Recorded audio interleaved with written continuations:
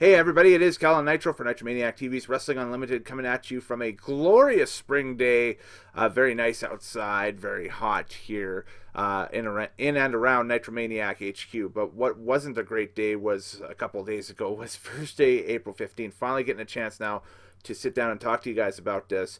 For the second year in a row on the same day, a mass amount of cuts coming from WWE. And we could speculate all day long on where the cuts will end up going. We did that last year, and who knows, it might be another Odds and Sods podcast on this channel with myself and Morehouse down the line where we speculate on where they end up, or it might not be. I don't know.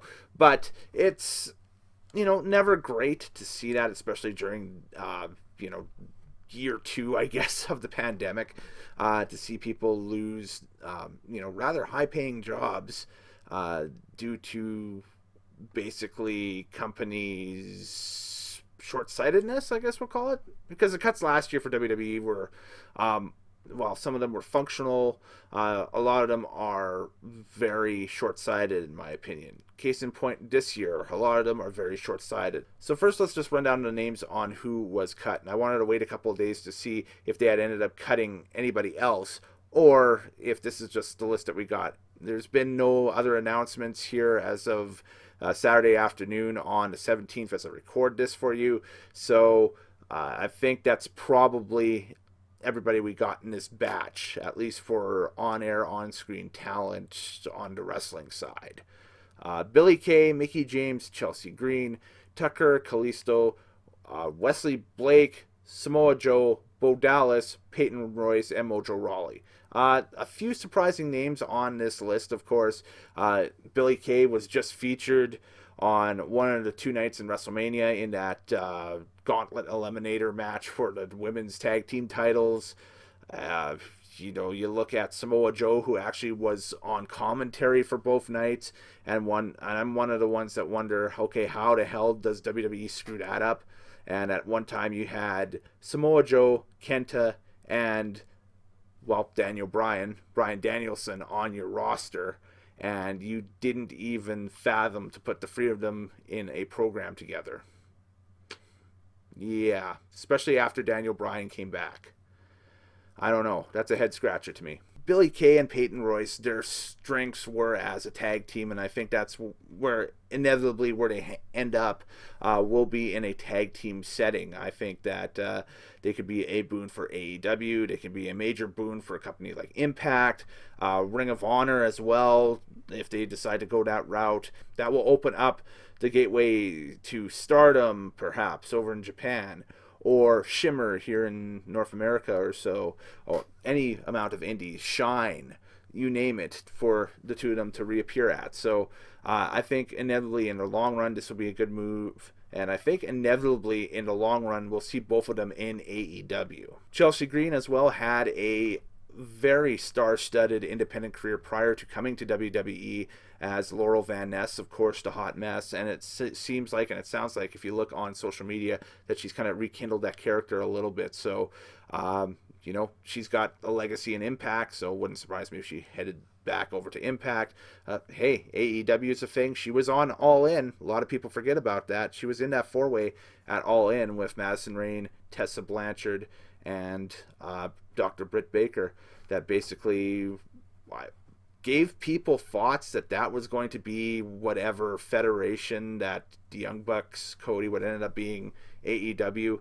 That was going to be their women's division, but of course circumstances and events have dictated what their women's division looks like. So if Chelsea Green goes over to AEW, that's an immediate improvement in their women's division. The same with Peyton Royce and Billy Kay. So Mickie James will be a very interesting one to watch. I think that she could end up going to the NWA just because of family working there. Her husband, of course, is the NWA World's Heavyweight Champion, Nick Aldis. But if she goes to AEW, hey, that's great. She's got a huge legacy in Impact Wrestling as well from the TNA days, hardcore country, right? So, doors are open for her as well. So basically all of the female releases on this list have options, and I think that they will definitely be exercising those options. We have not heard the last from any single one of these ladies in the slightest. On the male side of the ledger, basically the same deal. You look at people like Kalisto, who had the independent credibility as Samurai del Sol before WWE, and he'll definitely be able to fit in wherever that would be, whether it's Impact, Ring of Honor, or even going over to Japan, maybe with Dragon Gate or something along those lines, when foreigners can travel again, and so on and so forth. So no concerns about him where he's going to end up. A guy like Tucker, for example, will make a ton of money on the smaller independents. I see Tucker as a guy that you bring in on your independent show as the babyface backup to maybe your lead babyfaces in a feud with your lead heels. I think that we've seen him work as a heel and it wasn't as strong, but I think that if you bring him in as a face, I think the sky's the limit. I think he's very charismatic. I think he can get the crowd behind him. He's very much like Otis. That's why Otis and Tucker worked so well together as Heavy Machinery, as a tag team. And it's the large, charismatic big man that it's kind of a throwback style to the early 90s or so. Watch for him in a smaller major independent fed like the NWA, maybe Impact, maybe Ring of Honor going forward. Wesley Blake has already started talking to Steve Cutler a little bit. They've had some back and forths on Twitter, so I imagine that whether you liked it or not, a Forgotten Sons tag team reunion on the Indies was probably an inevitable booking for somebody. I'd like to see Wesley kind of... He's the one question mark on this list that I have, whether we see him do much or anything outside of this, basically. So we'll see what happens with him. Bo Dallas will end up being picked up by a Impact or an AEW, I think, somewhere down the line. And it'll be a variation of the Bo Leave character, because that seemed to really work for him big time. And a lot of people forget on how sound of a worker he was. I mean, hell, he was an NXT champion, don't forget, for about, a very long period of time. Almost a year or so for the NXT title for Bo Dallas. He was their champion walking into the WWE network. So he knows how to handle belts in the mid card and knows how to carry himself as a small scale, quote unquote world champion or so. You can see him anywhere again. NWA, or AEW, almost said AWA, wow. AEW, Impact, you name it. I think that's where we'll see Bo. Mojo Rawley, I don't know. That's another real question mark on this one, but I think that he'll give the Indies a little bit of a run for sure. Again, it's similar situation as Tucker. I think that, you booked them in to be your guest ex quote unquote WWE wrestler that people would recognize from WWE TV on your super cards and so on and so forth, and could probably make a go or a living of it there should he want. Mind you, he knows Gronk, so he could basically get involved with whatever Gronk's doing as a right hand man or something like that. It may not even need wrestling, so we'll have to wait and see about that. And of course, the biggest question mark is, why did they let Samoa Joe go?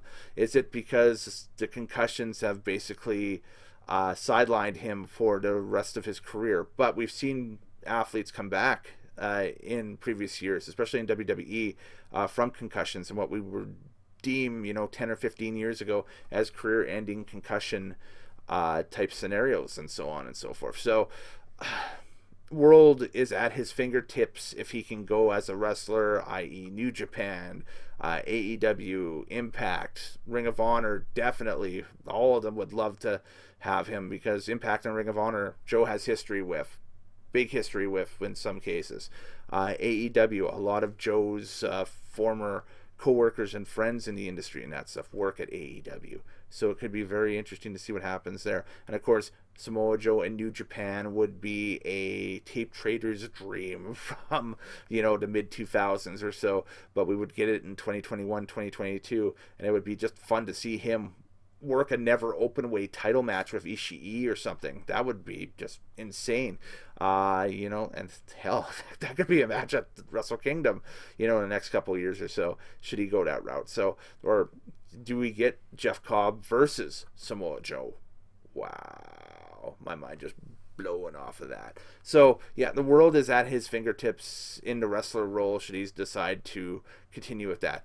If he decides to go ahead and just become a commentator slash producer, there are companies that would love to have him, namely the ones here in North America: AEW, Impact, Ring of Honor. Are the three that jump to mind that would love to bring him on as a producer, as a commentator. Joe can, as we can see, he's one of the best commentators in the business. So this is going to be a very interesting, and definitely he is the biggest fish in this quote-unquote free agent pool that has just been released here by WWE.